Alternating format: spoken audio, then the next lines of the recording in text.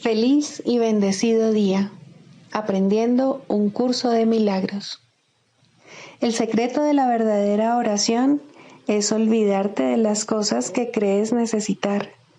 Pedir algo específico es igual que ver el pecado primero y luego perdonarlo.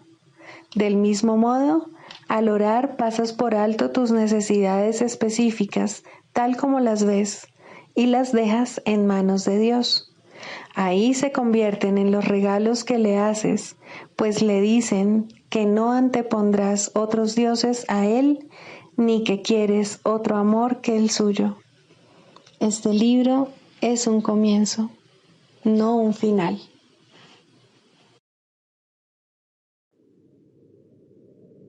Del prefacio que postula, párrafo 9. La percepción es una función del cuerpo y por lo tanto supone una limitación de la conciencia. La percepción ve a través de los ojos del cuerpo y oye a través de sus oídos. Produce las limitadas reacciones que éste tiene.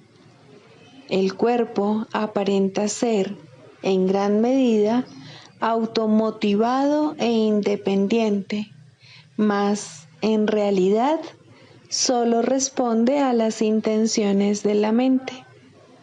Si la mente lo utiliza para atacar, sea de la forma que sea, el cuerpo se convierte en la víctima de la enfermedad, la vejez y la decrepitud. Si la mente, en cambio, acepta el propósito del Espíritu Santo, el cuerpo se convierte en un medio eficaz de comunicación con otros, invulnerable mientras se le necesite, que luego sencillamente se descarta cuando deja de ser necesario. De por sí, el cuerpo es neutro, como lo es todo en el mundo de la percepción. Utilizarlo para los objetivos del ego o para los del Espíritu Santo depende enteramente de lo que la mente elija.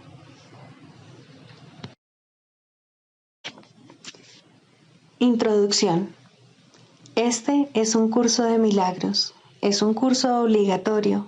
Solo el momento en que decides tomarlo es voluntario. Tener libre albedrío no quiere decir que tú mismo puedas establecer el plan de estudios. Significa únicamente que puedes elegir lo que quieres aprender en cualquier momento dado. Este curso no pretende enseñar el significado del amor, pues eso está más allá de lo que se puede enseñar. Pretende, no obstante, despejar los obstáculos que impiden experimentar la presencia del amor, el cual es tu herencia natural. Lo opuesto al amor es el miedo, pero aquello que todo lo abarca no puede tener opuestos. Este curso puede, por lo tanto, resumirse muy simplemente de la siguiente manera. Nada real puede ser amenazado. Nada irreal existe. En esto radica la paz de Dios.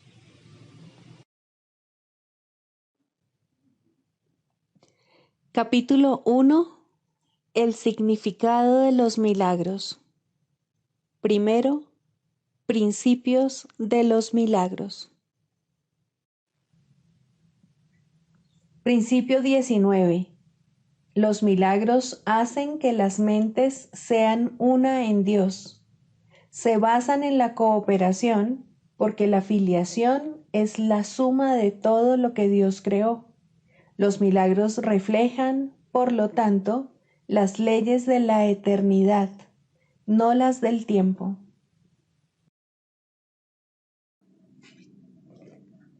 Capítulo 14. Las enseñanzas en favor de la verdad. 10. La igualdad de los milagros. Cuando ninguna percepción se interponga entre Dios y sus creaciones, o entre sus hijos y las suyas, el conocimiento de la creación no podrá sino continuar eternamente.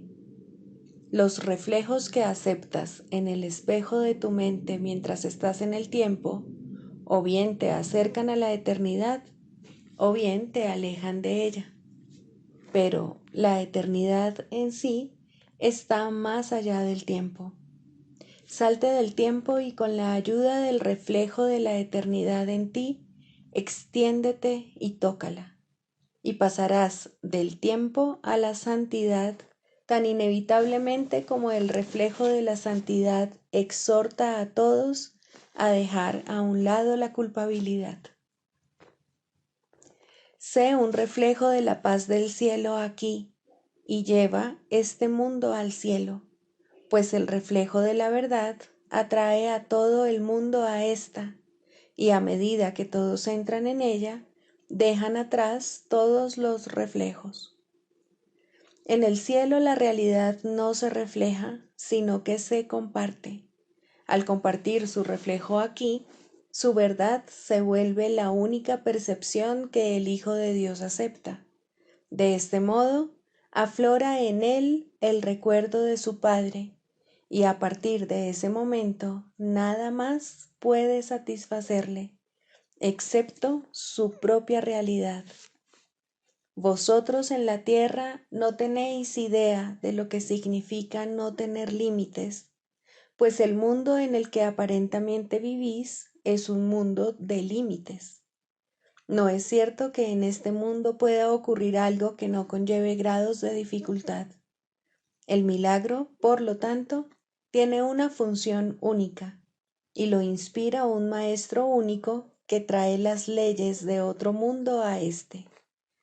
Obrar milagros es lo único que puedes hacer que trasciende la idea de grados de dificultad, pues los milagros no están basados en diferencias, sino en igualdad. Los milagros no compiten entre sí, y el número de milagros que puedes obrar es ilimitado. Pueden ser legión y a la vez simultáneos.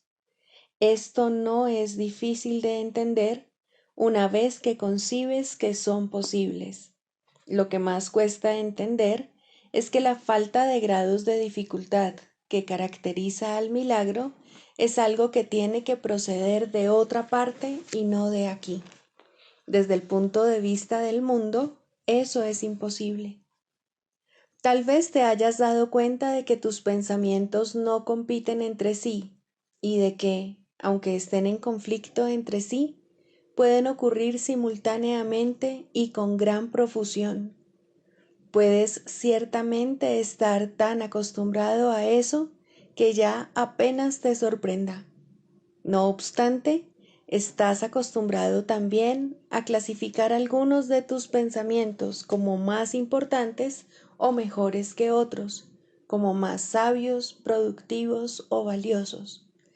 Esto es cierto con respecto a los pensamientos que se les ocurren a los que creen vivir separados, pues algunos pensamientos son reflejos del cielo, mientras que otros los suscita el ego, el cual tan solo aparenta pensar. El resultado de todo esto es un patrón zigzagueante y variable que nunca descansa y jamás se detiene. Se mueve incesantemente por todo el espejo de tu mente y los reflejos del cielo aparecen fugazmente para luego desvanecerse a medida que la obscuridad los envuelve. Allí donde había luz, la obscuridad la elimina en un instante, dando lugar a que patrones que alternan entre la luz y la obscuridad atraviesen tu mente sin tregua. La poca cordura que aún te queda permanece ahí gracias a un sentido de orden que tú mismo estableces. Mas el hecho mismo de que puedas hacer eso y seas capaz de imponer orden donde reina el caos, demuestra que tú no eres un ego y que en ti tiene que haber algo más que un ego, pues el ego es caos Y si eso fuese lo único que hay en ti, te sería imposible imponer ningún tipo de orden. No obstante, aunque el orden que le impones a tu mente limita al ego, también te limita a ti. Ordenar es juzgar y clasificar por medio de juicios. Por lo tanto, es una función que le corresponde al Espíritu Santo, no a ti. Te parecerá difícil aprender que no tienes ninguna base para poner orden en tus pensamientos. El Espíritu Santo te enseña esta lección ofreciéndote los ejemplos deslumbrantes de los milagros, a fin de mostrarte que todo modo de ordenar es desacertado, pero que se te ofrece uno mejor. El milagro responde siempre de la misma manera ante cualquier petición de ayuda. No la juzga, simplemente reconoce lo que es y responde consecuentemente. No se detiene a considerar qué petición es más importante, más urgente o más apremiante. Tal vez te preguntes por qué se te pide que hagas algo que no requiere que emitas ningún juicio cuando todavía eres prisionero de los juicios. La respuesta es muy simple. El poder de Dios, no el tuyo, es el que engendra los milagros. El milagro en sí no hace sino dar testimonio de que el poder de Dios se encuentra dentro de ti.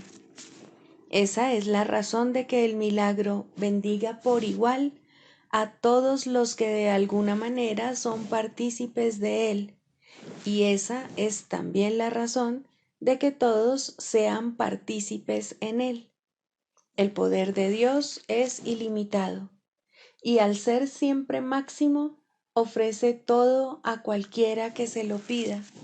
No hay grados de dificultad en esto. A una petición de ayuda se le presta ayuda. El único juicio involucrado en esto es que el Espíritu Santo divide la petición en dos categorías, una en la que se extiende amor y otra en la que se pide amor. Tú no puedes hacer esta división por tu cuenta sin riesgos, pues estás demasiado confundido como para poder reconocer el amor o para creer que cualquier otra cosa no es sino una petición de amor. Estás demasiado aferrado a la forma y no al contenido. Lo que consideras el contenido no es el contenido en absoluto, es simplemente la forma y nada más que la forma, pues no respondes a lo que un hermano realmente te ofrece, sino solo a la percepción particular que tienes de su ofrecimiento, tal como el ego lo juzga. El ego es incapaz de entender lo que es el contenido y no se interesa en él en absoluto. Para el ego, si la forma es aceptable, el contenido lo es también. De otro modo, atacará la forma. Si crees que entiendes algo de la dinámica del ego, déjame asegurarte que no entiendes nada, pues por tu cuenta no podrías entenderla. El estudio del ego no es un estudio de la mente. De hecho, al ego le encanta estudiarse a sí mismo y aprueba sin reservas los esfuerzos que, para analizarlo, llevan a cabo los que lo estudian, quienes de este modo demuestran su importancia. Lo único que estudian, no obstante, son formas desprovistas de todo contenido significativo. Su maestro no tiene sentido, aunque les oculta este hecho con gran celo, tras palabras que parecen ser muy elocuentes, pero que cuando se enlazan, revelan su falta de coherencia. Esto es típico de los juegos del ego. Por separado parecen ser coherentes, pero enlázalos y el sistema de pensamiento que resulta de ese enlace es incoherente y totalmente caótico. pues la forma no es suficiente para impartirle significado y la falta de contenido subyacente impide la viabilidad de un sistema de pensamiento cohesivo.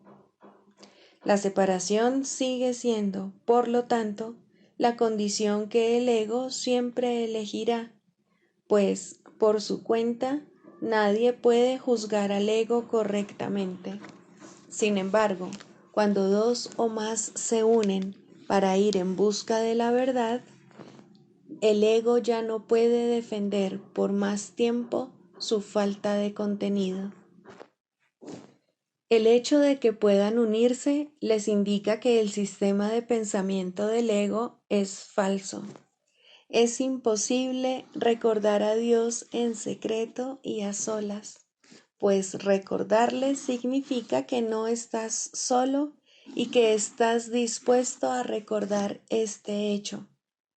No pienses acerca de ti, pues ninguno de los pensamientos que albergas es tuyo únicamente. Si quieres recordar a tu Padre, deja que el Espíritu Santo ponga orden en tus pensamientos y te dé la única respuesta con la que Él responde. Todo el mundo anda en busca de amor, al igual que tú, pero no pueden saberlo a menos que se unan a ti en esa búsqueda. Si emprendéis la búsqueda juntos, la luz que os acompañará será tan poderosa que impartirá significado a todo lo que veáis. La jornada que se hace en solitario está destinada al fracaso porque ha excluido lo que quiere encontrar. De la misma manera en que Dios se comunica con el Espíritu Santo en ti, de igual modo, el Espíritu Santo te traduce su comunicación a través de ti para que puedas entenderla. Ninguna comunicación de Dios es secreta, pues todo lo que es suyo está al descubierto y es completamente accesible a todos, puesto que es para todos. Nada puede vivir en secreto, y lo que tú consideras ocultarle al Espíritu Santo no existe. Ninguna interpretación que hagas de un hermano tiene sentido. Deja que el Espíritu Santo te muestre a tu hermano y te enseñe tanto su amor como sus peticiones de amor. Ni tu mente ni la de tu hermano albergan otros órdenes de pensamiento que no sean estos dos. El milagro es el reconocimiento de que esto es verdad. Allí donde hay amor, tu hermano no puede sino ofrecértelo por razón de lo que el amor es. Pero donde lo que hay es una petición de amor, tú tienes que dar amor por razón de lo que eres. Dije antes que este curso te enseñará a recordar lo que eres y te restituirá tu identidad.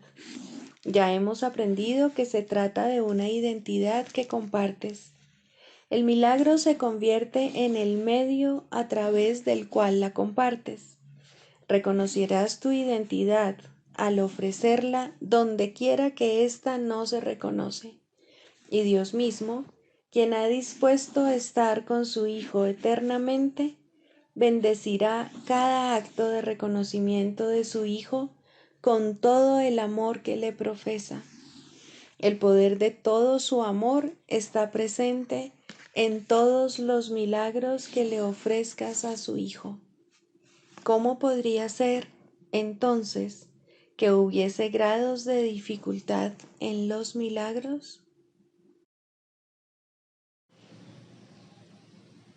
Libro de ejercicios, lección 192.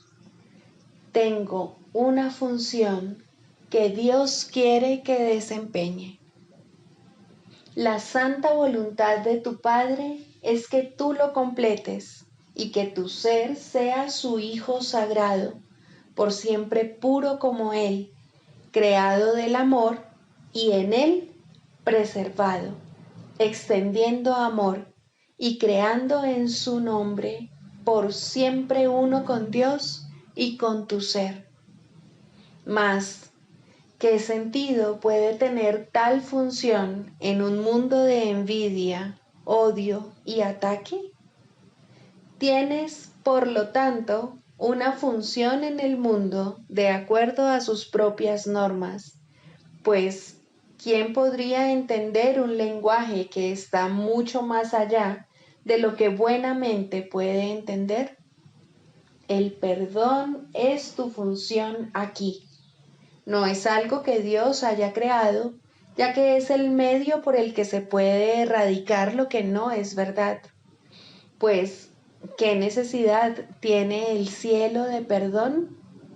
En la tierra, no obstante, tienes necesidad de los medios que te ayudan a abandonar las ilusiones. La creación aguarda tu regreso simplemente para ser reconocida, no para ser íntegra. Lo que la creación es no puede ni siquiera concebirse en el mundo, no tiene sentido aquí.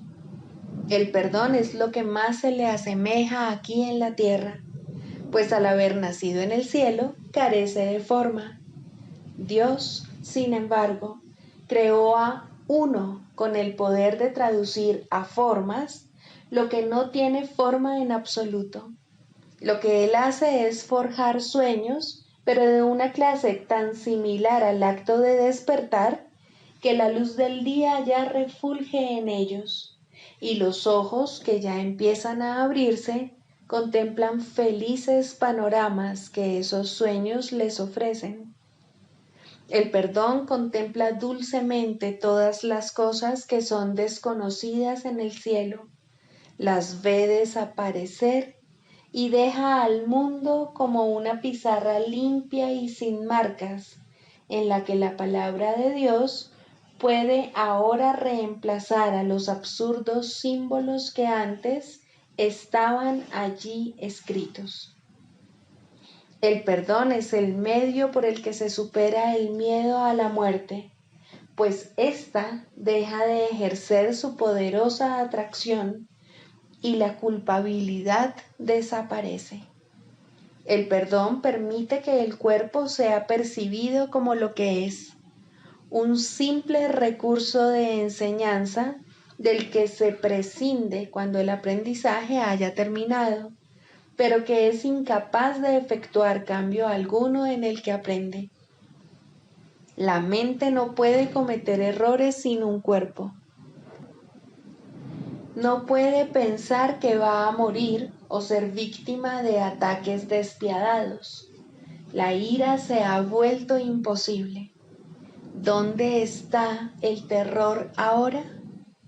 ¿Qué temores podrían aún acosar a los que han perdido la fuente de todo ataque, el núcleo de la angustia y la sede del temor? Solo el perdón puede liberar a la mente de la idea de que el cuerpo es su hogar. Solo el perdón puede restituir la paz que Dios dispuso para su Santo Hijo. Solo el perdón puede persuadir al Hijo a que contemple de nuevo su santidad. Una vez que la ira haya desaparecido, podrás percibir que a cambio de la visión de Cristo y del don de la vista, no se te pidió sacrificio alguno, y que lo único que ocurrió fue que una mente enferma y atormentada se liberó de su dolor. ¿Es esto indeseable? ¿Es algo de lo que hay que tener miedo?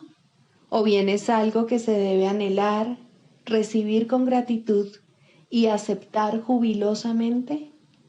Somos uno, por lo tanto, no renunciamos a nada, y Dios ciertamente nos ha dado todo. No obstante, necesitamos el perdón para percibir que esto es así. Sin su benévola luz, andamos a tientas en la oscuridad, usando la razón únicamente para justificar nuestra furia y nuestros ataques. Nuestro entendimiento es tan limitado que aquello que creemos comprender no es más que confusión nacida del error. Nos encontramos perdidos en las brumas de sueños cambiantes y pensamientos temibles, con los ojos herméticamente cerrados para no ver la luz y las mentes ocupadas en rendir culto a lo que no está ahí. ¿Quién puede nacer de nuevo en Cristo sino aquel que ha perdonado a todos los que ve o en los que piensa o se imagina? ¿Quién que mantenga a otro prisionero puede ser liberado? Un carcelero no puede ser libre, pues se encuentra atado al que tiene preso. Tiene que asegurarse de que no escape y así pasa su tiempo vigilándolo.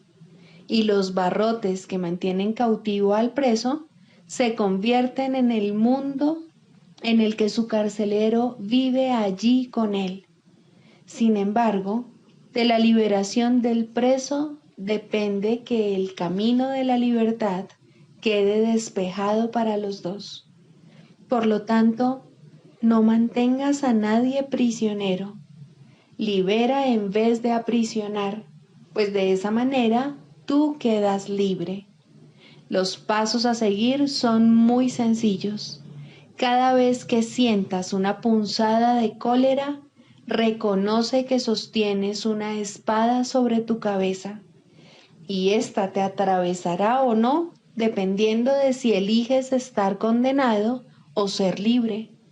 Pues así, todo aquel que aparentemente te tienta a sentir ira, representa a tu Salvador de la prisión de la muerte. Por lo tanto, debes estarle agradecido en lugar de querer infligirle dolor. Sé misericordioso hoy. El Hijo de Dios es digno de tu misericordia. Él es quien te pide que aceptes el camino de la libertad ahora. No te niegues a ello. El amor que su Padre le profesa, te lo profesa a ti también.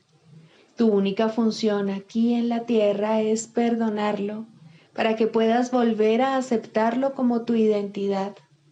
Él es tal como Dios lo creó, y tú eres lo que Él es. Perdónale ahora sus pecados y verás que eres uno con Él.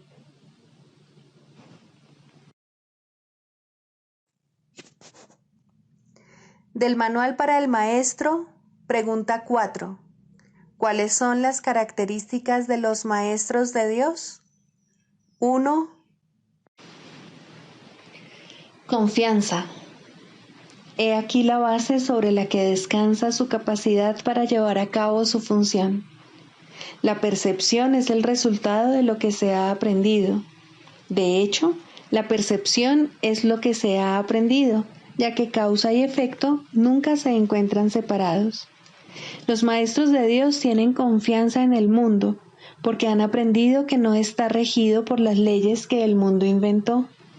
Está regido por un poder que se encuentra en ellos, pero que no es de ellos. Este poder es el que mantiene todas las cosas a salvo. Mediante este poder, los maestros de Dios contemplan un mundo perdonado.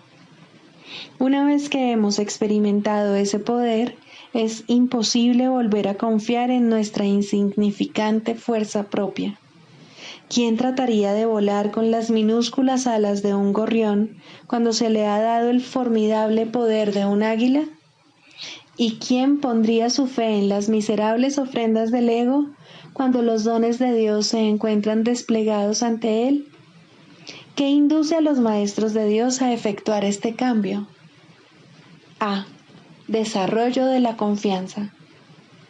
En primer lugar, tienen que pasar por lo que podría calificarse como un periodo de deshacimiento.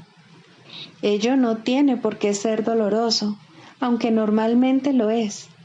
Durante este periodo parece como si nos estuviesen quitando las cosas, y raramente se comprende, en un principio, que estamos simplemente reconociendo su falta de valor. ¿De qué otro modo se iba a poder percibir lo que no tiene valor a no ser que el perceptor estuviese en una posición desde la que no puede sino ver las cosas de otra manera. Aún no ha llegado al punto en el que puede efectuar el cambio interno totalmente. Por ello, el plan a veces requiere que se efectúen cambios en lo que parecen ser las circunstancias externas. Estos cambios son siempre beneficiosos. Una vez que el Maestro de Dios ha aprendido esto, pasa a la segunda fase. Ahora el Maestro de Dios tiene que pasar por un periodo de selección. Este periodo es siempre bastante difícil, pues al haber aprendido que los cambios que se producen en su vida son siempre beneficiosos, tiene entonces que tomar todas sus decisiones sobre la base de si contribuyen a que el beneficio sea mayor o menor. Descubrirá que muchas cosas, si no la mayoría de las que antes valoraba, tan solo obstruyen su capacidad para transferir lo que ha aprendido a las nuevas situaciones que se le presentan. Puesto que ha valorado lo que en verdad no vale nada, no generalizará la lección por temor a lo que cree que puede perder o deba sacrificar. Se necesita haber aprendido mucho para poder llegar a entender que todas las cosas, acontecimientos, encuentros y circunstancias son provechosos. Solo en la medida en que son provechosos, deberá concedérseles algún grado de realidad en este mundo de ilusiones. La palabra valor no puede aplicarse a nada más. La tercera fase por la que el Maestro de Dios tiene que pasar podría llamarse periodo de renuncia. Si se interpreta esto como una renuncia a lo que es deseable, se generará un enorme conflicto. Son pocos los maestros de Dios que se escapan completamente de esta zozobra. No tiene ningún sentido, no obstante, separar lo que tiene valor de lo que no lo tiene, a menos que se dé el paso que sigue naturalmente. Por lo tanto, el periodo de transición tiene que ser un periodo en el que el Maestro de Dios se siente obligado a sacrificar sus propios intereses en aras de la verdad. Todavía no se ha dado cuenta de cuán absolutamente imposible sería una exigencia así. Esto solo lo puede aprender a medida que renuncia realmente a lo que no tiene valor. Mediante esa renuncia, aprende que donde esperaba aflicción, encuentra en su lugar una feliz despreocupación. Donde pensaba que se le pedía algo, se encuentra agraciado con un regalo. Ahora llega un periodo de asentamiento. Es este un periodo de reposo en el que el Maestro de Dios descansa razonablemente en paz por un tiempo. Ahora consolida su aprendizaje. Ahora comienza a ver el valor de transferir lo que ha aprendido de unas situaciones a otras. El potencial de lo que ha aprendido es literalmente asombroso, y el Maestro de Dios ha llegado a un punto en su progreso desde el que puede ver que en dicho aprendizaje radica su escape. Renuncia a lo que no quieres y quédate con lo que sí quieres. Qué simple es lo obvio y qué fácil. El Maestro de Dios necesita este periodo de respiro. Todavía no ha llegado tan lejos como cree, mas cuando está listo para seguir adelante, marcharán a su lado compañeros poderosos. Ahora descansa por un rato y los convoca antes de proseguir. A partir de ahí, ya no seguirá adelante solo. La siguiente fase es ciertamente un periodo de inestabilidad. El Maestro de Dios debe entender ahora que en realidad no sabía distinguir entre lo que tiene valor y lo que no lo tiene. Lo único que ha aprendido hasta ahora es que no desea lo que no tiene valor y que sí desea lo que tiene. Su propio proceso de selección, no obstante, no le sirvió para enseñarle la diferencia. La idea de sacrificio, tan fundamental en su sistema de pensamiento, imposibilitó el que pudiese discernir. Pensó que había aprendido a estar dispuesto, pero ahora se da cuenta de que no sabe para qué sirve estar dispuesto. Ahora tiene que alcanzar un estado que puede permanecer fuera de su alcance por mucho, mucho tiempo. Tiene que aprender a dejar de lado todo juicio y a preguntarse en toda circunstancia qué es lo que realmente quiere. De no ser porque cada uno de los pasos en esta dirección está tan fuertemente reforzado, cuán difícil sería darlos. Finalmente llega un período de logros. Ahora es cuando se consolida su aprendizaje. Lo que antes se consideraba simples sombras se han convertido ahora en ganancias substanciales con las que puede contar en cualquier emergencia, así como también en los periodos de calma. En efecto, el resultado de esas ganancias no es otro que la tranquilidad, el fruto de un aprendizaje honesto, de un pensamiento congruente y de una transferencia plena. Esta es la fase de la verdadera paz, pues aquí se refleja plenamente el estado celestial.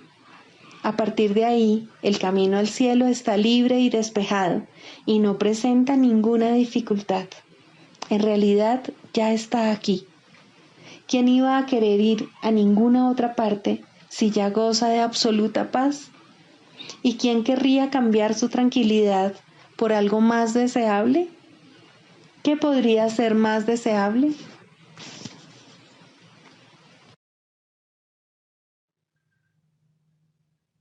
Manual para el maestro, pregunta 11. ¿Es posible la paz en este mundo? Esta es una pregunta que todo el mundo debe hacerse. Es verdad que la paz no parece ser posible aquí. Sin embargo, la palabra de Dios promete otras cosas que, al igual que esta, parecen imposibles. Su palabra ha prometido paz, ha prometido también que la muerte no existe, que la resurrección tendrá lugar y que el renacimiento es la herencia del hombre. El mundo que ves no puede ser el mundo que Dios ama y, sin embargo, su palabra nos asegura que Él ama al mundo. La palabra de Dios ha prometido que aquí es posible la paz y lo que Él promete no puede ser imposible. Mas es cierto que hay que contemplar el mundo de otra manera si es que se han de aceptar sus promesas. Lo que el mundo es ya ha sido determinado. Tú no puedes elegir lo que debe ser, pero sí puedes elegir cómo lo quieres ver. De hecho, eso tienes que elegirlo. Volvemos nuevamente al tema de los juicios. Esta vez, pregúntate qué es más probable que sea verdad, tus juicios o la palabra de Dios.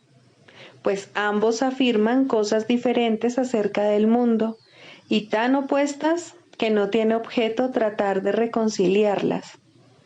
Dios ofrece salvación al mundo. Tus juicios quieren condenarlo.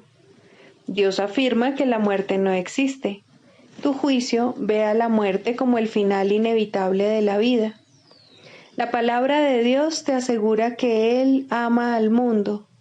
Tus juicios afirman que el mundo no es digno de ser amado. ¿Quién tiene razón? Pues uno de los dos tiene que estar equivocado. No puede ser de otra manera. El texto explica que el Espíritu Santo es la respuesta a todos los problemas a los que tú has dado lugar. Estos problemas no son reales, pero eso no significa nada para los que creen en ellos. Y todo el mundo cree en lo que ha hecho, pues lo hizo creyendo en ello. A esta extraña y paradójica situación, que no tiene sentido ni significado, de la cual, no obstante, no parece que haya forma de escaparse, Dios ha enviado su juicio para reemplazar al tuyo. Con gran ternura su juicio sustituye al tuyo, y por medio de esa sustitución, lo incomprensible se vuelve comprensible. ¿Es posible la paz en este mundo? En tu juicio no lo es ni lo será nunca, pero en el juicio de Dios lo único que se refleja aquí es paz. La paz es imposible para los que ven conflictos e inevitable para los que ofrecen paz. ¿Cuán fácilmente, pues, te puedes escapar del juicio que tienes acerca del mundo? No es el mundo lo que hace que la paz parezca imposible. El mundo que ves es lo que es imposible. No obstante, el juicio de Dios acerca de este mundo distorsionado lo ha redimido y preparado para que le dé la bienvenida a la paz. Y la paz desciende sobre él en jubilosa respuesta. Ahora la paz puede estar aquí, ya que ha entrado un pensamiento de Dios. ¿Qué otra cosa sino un pensamiento de Dios podría trocar el infierno en cielo solo por ser lo que es? La tierra se postra ante su presencia, que llena de gracia se inclina en respuesta para elevarla de nuevo. Ahora la pregunta es diferente. Ya no ¿es posible la paz en este mundo? Sino, ¿cómo sería posible que no hubiese paz aquí?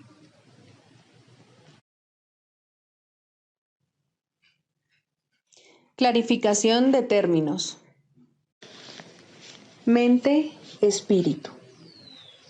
El término mente se utiliza para representar el principio activo del espíritu, el cual le suministra a éste su energía creativa. Cuando el término va con mayúscula, se refiere a Dios o a Cristo, es decir, a la mente de Dios o a la mente de Cristo. El espíritu es el pensamiento de Dios que Él creó semejante a sí mismo. El espíritu unificado es el único Hijo de Dios o Cristo. En este mundo, puesto que la mente está dividida, los hijos de Dios parecen estar separados. Sus mentes, asimismo, no parecen estar unidas. En ese estado ilusorio, el concepto de una mente individual parece tener sentido.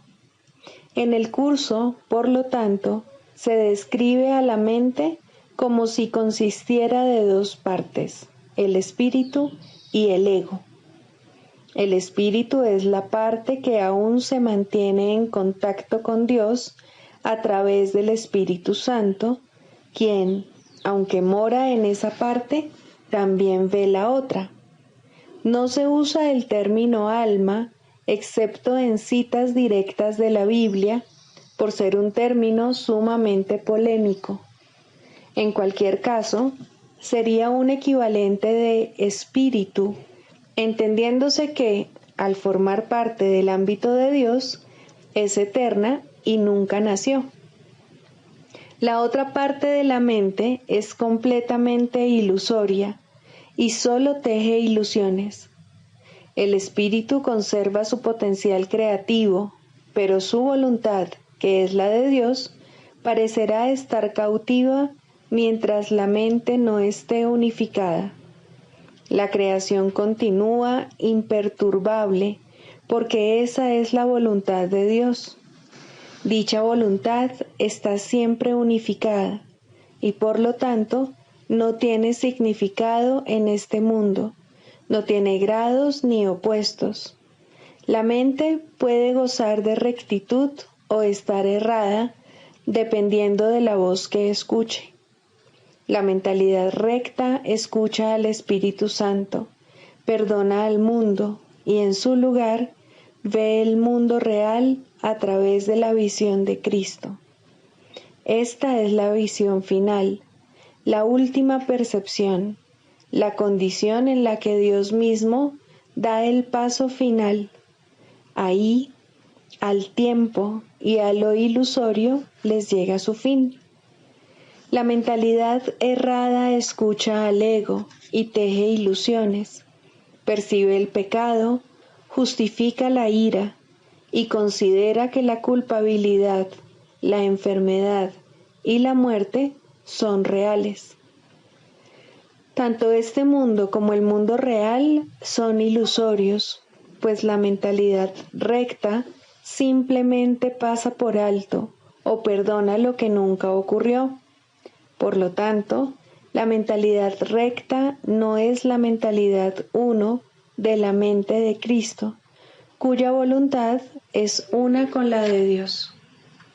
La única libertad que aún nos queda en este mundo es la libertad de elegir, y la elección es siempre entre dos alternativas o dos voces. La voluntad no está involucrada en la percepción a ningún nivel y no tiene nada que ver con el proceso de elegir.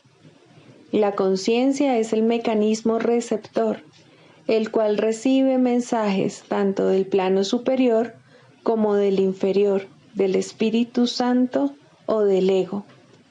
La conciencia tiene niveles y puede cambiar drásticamente de uno a otro, pero no puede trascender el dominio de lo perceptual.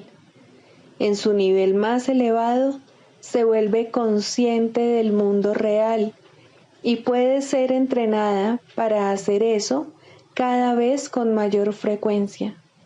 Sin embargo, el hecho mismo de que tenga niveles y de que pueda ser entrenada demuestra que no puede alcanzar el conocimiento. El proceso de la psicoterapia. Sexto, la definición de la curación.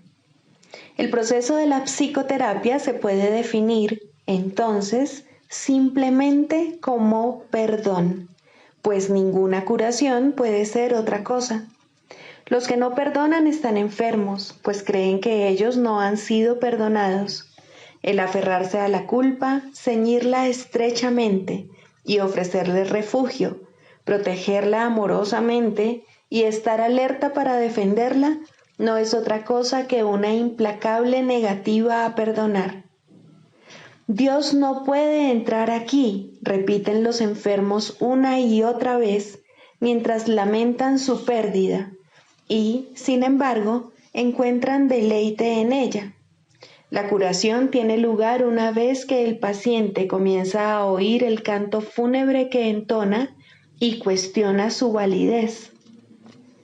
Hasta que no lo oye, no puede entender que es él quien se lo canta a sí mismo. Oírlo es el primer paso de la recuperación.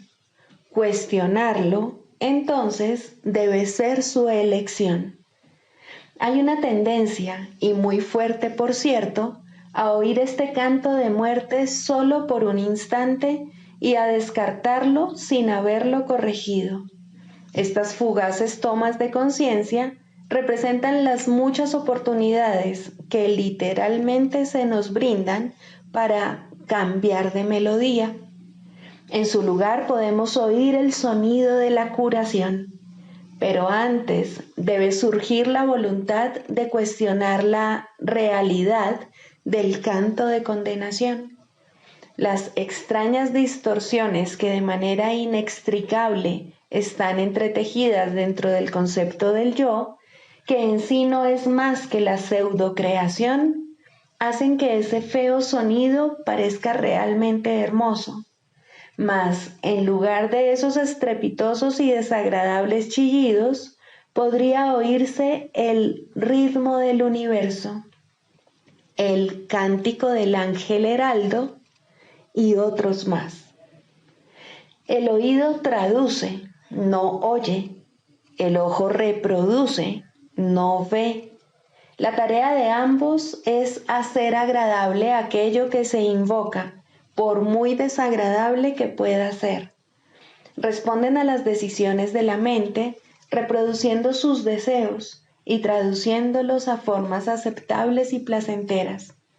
A veces, El pensamiento que hay tras la forma se deja entrever, pero solo por un momento, y la mente se asusta y comienza a dudar de su cordura, mas no permite que sus esclavos cambien las formas que contemplan ni los sonidos que oyen.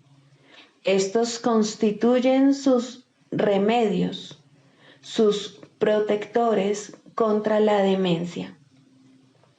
Estos testimonios que los sentidos ofrecen tienen un solo propósito: justificar el ataque y de esta manera conservar la falta de perdón sin que se reconozca como tal. Cuando se la ve sin disfraz, resulta intolerable. Sin protección no podría perdurar. He aquí donde se atesora toda enfermedad, pero sin reconocer que es así. Pues cuando una falta de perdón no se reconoce, la forma que adopta la hace parecer algo distinto. Y ahora es ese algo distinto lo que parece aterrorizar. Pero no es el algo distinto lo que puede ser sanado. No está enfermo y no necesita remedio alguno. Concentrar tus esfuerzos curativos en ello es inútil. ¿Quién puede curar lo que no está enfermo y hacer que se recupere? La enfermedad adopta muchas formas y lo mismo hace la falta de perdón. Las formas que adopta una no hace sino reproducir las formas que adopta la otra, pues son la misma ilusión. Tan fielmente la una se traduce a la otra, que un estudio riguroso de la forma que adopta una enfermedad revela claramente la forma de falta de perdón que representa. No obstante, ver esto no produce una curación. Esta se logra mediante un solo reconocimiento, que únicamente el perdón cura una falta de perdón y que solo una falta de perdón puede ser el origen de cualquier clase de enfermedad. Darse cuenta de esto es la meta final de la psicoterapia. ¿Cómo se alcanza?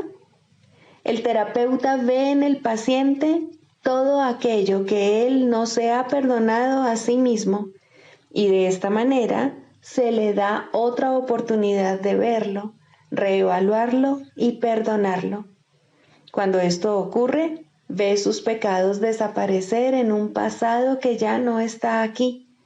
Hasta que no lo haga, no podrá sino pensar que el mal lo asedia aquí y ahora.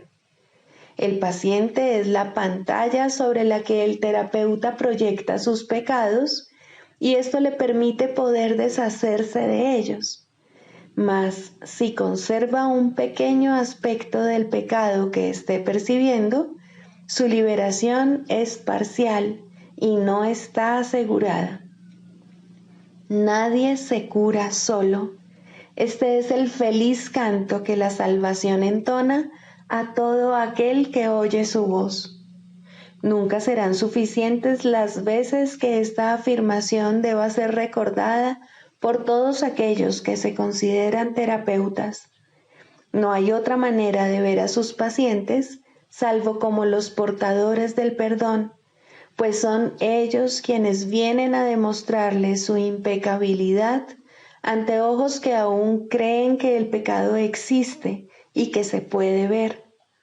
Mas la prueba de la impecabilidad, vista en el paciente y aceptada en el terapeuta, ofrece a la mente de ambos un convenio en el que se encuentran, se unen y se hacen uno. El canto de la oración. 3. La curación. Introducción. La oración tiene ayudantes y testigos que hacen más llevadero y seguro el empinado ascenso, aliviando el dolor causado por el miedo y ofreciendo consuelo y promesas de esperanza.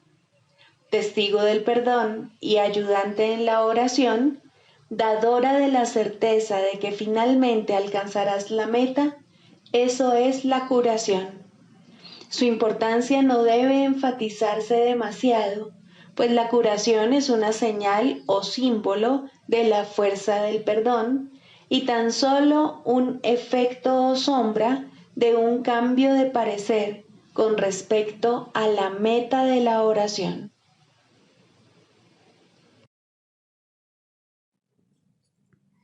Sigamos a Jesús haciendo del perdón algo tan natural como respirar y algo tan vital como el aire. Amén.